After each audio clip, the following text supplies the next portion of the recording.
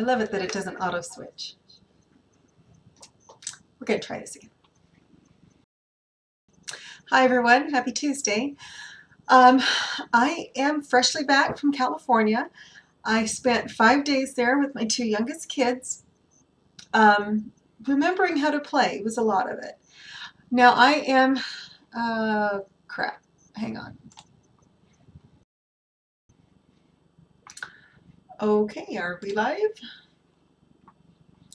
Are we live? Technical difficulties. It's every once in a while I get some. So I am freshly back from Southern California. My kids and I spent 5 days at Disneyland and Disney's California Adventure. I had never been there before. I have only been to Southern California twice in my life. And now I'm just like, oh my gosh, I have really been missing out.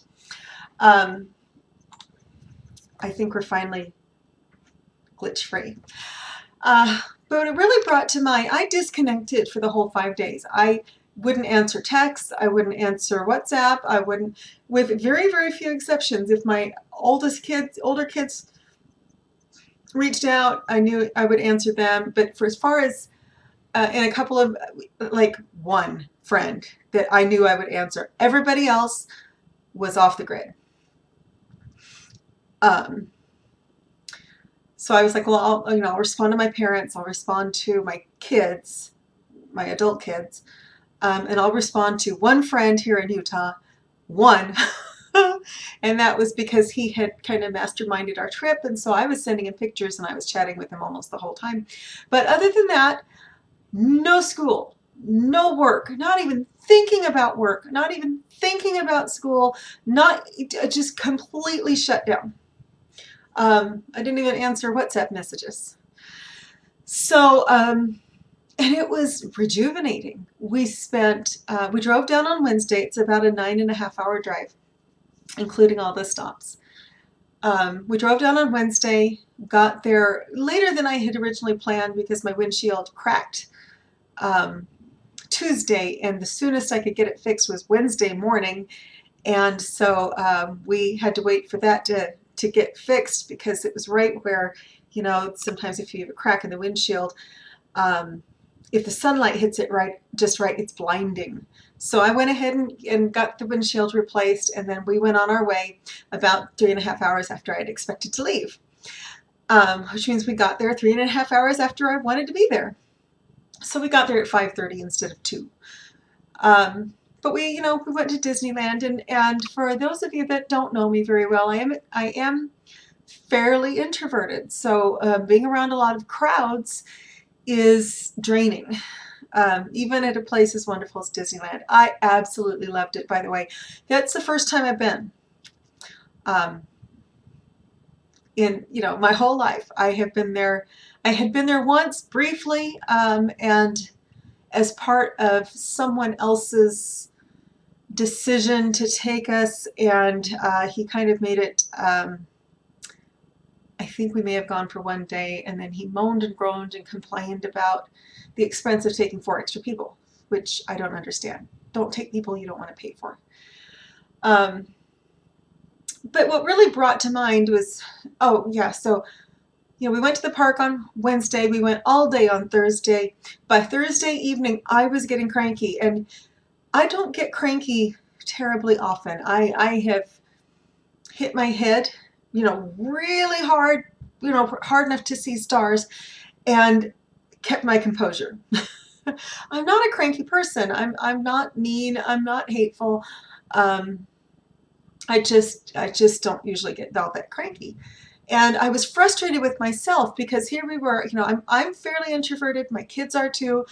And we were just so drained from the crowds that I was getting tired. You walk 15 to 20 miles a day when you're at Disneyland, especially if you're going over to California Adventure. So we were physically tired. We were spiritually tired. It was just overwhelming. So Friday morning, we'd already planned to go to the beach. We drove about 30 minutes to the main beach in Laguna and spent the whole morning there. And a lot of it was just walking through the surf, watching the waves roll in, listening to absolutely nothing but ocean. And I grew up in Seattle, so I'm used to ocean, and the fact that I've lived inland most of my life, kind of makes me wonder now. Um, and so, and then, it was a little bit cool at the beach that day, so I kind of huddled against some sun-warmed rocks and almost went to sleep. It was very calming and it was very soothing. And when we went back for the last 2.5 days of our trip, nothing bothered us anymore. We were back to where we started, which was, I don't care what's going wrong. I don't care how much the food is. I don't care about the long lines. We're at Disneyland. It's not anything to care about. We're at the happiest place on earth. Except for the Tower of Terror. That was not happy. That was not happy. That was the only ride I wouldn't go on twice. Although now that I think about it, I probably should have. Might not have been as scary the second time. But anyway, disconnecting for 5 days, which I have never ever done before, and learning how to shut off work mode and how to shut off school mode and how to shut off this idea that I need to be busy, busy, busy, busy, busy 24 hours a day and work something like 36 hours a day. You might have noticed days are longer than that, or shorter than that. So I started thinking about, and some of the spiritual work that I'm doing on myself right now includes this idea of play, and I don't usually play. I don't go out. I don't take weekends. And sometimes it's not that I don't want to, it's that I don't really have anyone to go with. I talk myself out of doing a lot of the things that I enjoy doing because I feel like I need to clean the house, or I need to study, or I need to work, or I need to take this call, or I need to answer this text. And I didn't realize how draining it really was. So today's show is about the benefits of play for adults. Hopefully we all know about the benefits of play for children. For children, this is how they learn. They go out and they play. And, I remember as a little girl making mud pies and trying to plant tree branches and hoping they would grow. And but this is how we learn. We learn from playing. From the very early age, we learn by playing. As we learn to play alongside other kids, pretty soon we learn to play with other kids. And this is how we socialize. This is how we build relationships. And it was absolutely wonderful. We were in line to go on Grizzly Falls, and a couple right in front of us in line were playing Heads Up on their cellular phones and invited us to start playing with them. And it was wonderful. I mean, we bonded with them a little bit, to the point that when they were asking how many was in our group, the young lady said, "Oh, there's 5 of us," instead of the 2 that I was expecting her to say. And so we went with them on the ride. Of course, we didn't see them again after that, but it was just neat to have that human interaction of that being brought together by play. So play is absolutely vital to our physical health, and it's vital to our professional health, which probably sounds counterintuitive from someone who works 16 hours a day. If you don't take the time to play, you are at a higher risk for stress-related diseases. Yes, it's that important. It can, there's a reason why they have the saying, all work and no play makes Jack a dull boy, and all work and no play makes Donna a dull girl. It rejuvenates us, first off. Just taking time away from everything rejuvenates us. And that's really what we learned at the beach, was if we just go be away from everyone and everything just for a little while, it completely shifted the dynamic of our whole vacation. And the whole point of the vacation was to play. I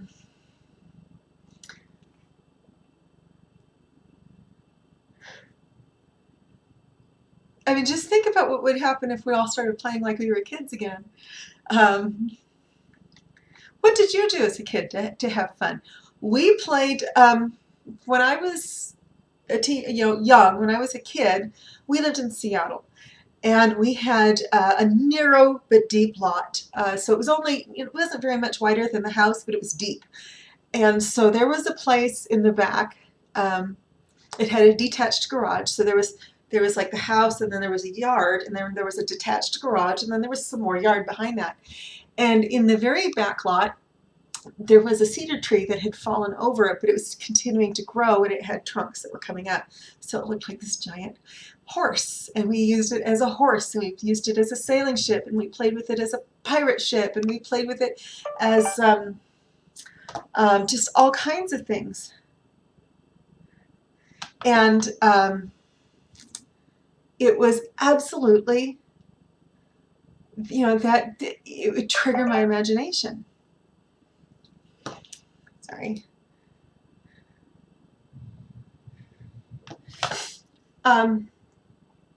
So when you learn to play, when you remember how to play, and it really is a matter of remembering, then you are able to bring that playfulness into your relationships. The two websites that I'm looking at today are linked below. And let me tell you, it's essential. It's essential to get away from everything. It's essential to go out and play.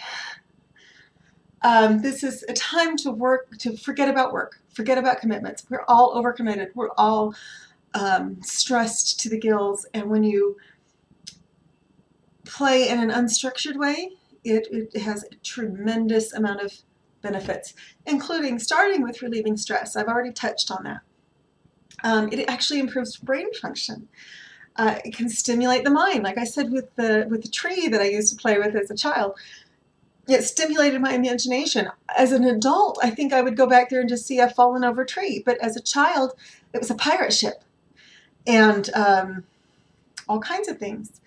It improves your relationships and it improves your energy. So I'm going to keep it short and sweet tonight. Go out and play. Have a great time. And I will talk to you tomorrow.